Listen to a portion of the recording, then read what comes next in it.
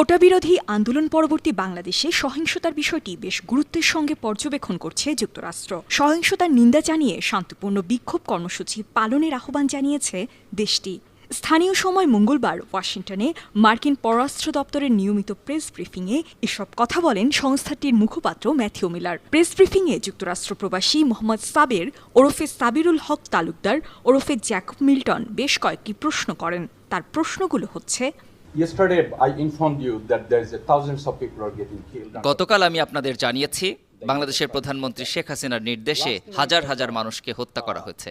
গতরাতে জানতে পারলাম জাতিসংঘের লোগো সম্বলিত ট্যাঙ্ক ও গাড়ি ব্যবহার করা হচ্ছে এবং তারা জাতিসংঘের লোগো বহনকারী গাড়ি থেকে গুলি চালিয়ে নিরীহ ছাত্রদের হত্যা করছে। এছাড়াও হেলিকপ্টার থেকে গুলি করে নিরীহ নাগরিকদেরও হত্যা করা হয়েছে। দেখে মনে হয় দেশটি যেন গৃহযুদ্ধের দিকে যাচ্ছে। Country is going into a civil war, number one. And number two, some public figure named Nurul Haq. 2 নম্বর প্রশ্ন হচ্ছে, গণ অধিকার পরিষদের সভাপতি নুরুল হক, তারেক রহমান নামে আরেকজন নেতা এবং জোনায়েদ সাকি ও অপরজন আবু আদনান তোহা সবাইকে সরকারি বাহিনীর সদস্যরা অপহরণ করেছে। ইন্টারনেট ও টেলিফোন যোগাযোগ ব্যবস্থা না থাকায় সরকারি বাহিনী এই সুযোগের সদ্ব্যবহার করছে। আর প্রধানমন্ত্রী শেখ হাসিনা গণভবনে বসে পুলিশ, সেনাবাহিনী, র্যাব এবং অন্যান্য আইন প্রয়োগকারী সংস্থাকে হত্যা চালিয়ে যাওয়ার নির্দেশ দিচ্ছেন। কারণ প্রকৃত কি ঘটছে বিশ্ব তা দেখতে পাচ্ছে না।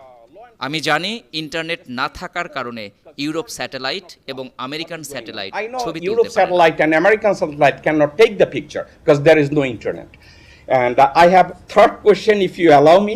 Do you think America, other than showing concern and expect something, do you think that country is on the right direction? Patuakhali সদর উপজেলার ইটবাড়িয়া ইউনিয়নের বাসিন্দা জ্যাকব মিল্টনের প্রশ্নের জবাবে ম্যাথিউ মিলার বলেন, আমি মনে করি মার্কিন যুক্তরাষ্ট্র হিসাবে আমরা সবসময় যা করেছি এবং আমার বলা উচিত আমাদের সর্বোত্তম সময়ে আমরা সবসময় করেছি তা হলো বিশ্বজুড়ে গণতান্ত্রিক মূল্যবোধের পক্ষে কথা বলা। আমরা নিশ্চিত করতে চাই এবং স্পষ্টভাবে বলতে চাই বিশ্বের যেসব দেশ গণতান্ত্রিক মূল্যবোধকে প্রতিষ্ঠিত করেছে সেসব দেশ সবচাইতে শক্তিশালী হয় এবং আমরা এটাই অনবরত করে যাচ্ছি। এটি আমাদের সবচেয়ে বড় শক্তি এবং এটি আমাদের দৃষ্টিভঙ্গিকে পরিচালনা করতে থাকবে। এ সময় জ্যাকব মিল্টন জানতে চান যুক্তরাষ্ট্র ও ইউরোপীয় সরকার যা করতে বলছে শেখ হাসিনা তা শুনছেন বলে ডিপার্টমেন্ট অফ স্টেটের মুখপাত্র মনে করেন কিনা। জবাবে ডিপার্টমেন্ট অফ স্টেটের মুখপাত্র ম্যাথিউ মিলার বলেন, আমরা আমাদের অগ্রাধিকারগুলো স্পষ্ট করতে থাকব। আমরা আমাদের মূল্যবোধ স্পষ্ট করার কাজ চালিয়ে যাব। স্বাধীন সার্বভৌম দেশগুলো তাদের নিজস্ব সিদ্ধান্ত নিয়ে থাকে। আমরা যা করতে পারি তা হলো মৌলিক স্বাধীনতার প্রশ্নগুলো, গণতান্ত্রিক মূল্যবোধের প্রশ্ন, মানবাধিকার প্রশ্নগুলোর কাছে যাওয়ার সঠিক উপায় বের করার জন্য দেশগুলোকে চাপ দেয়া এবং সেই পথে যাওয়ার আহ্বান জানিয়ে তাদের উপর প্রভাব ফেলতে পারি বলে আমরা বিশ্বাস করি।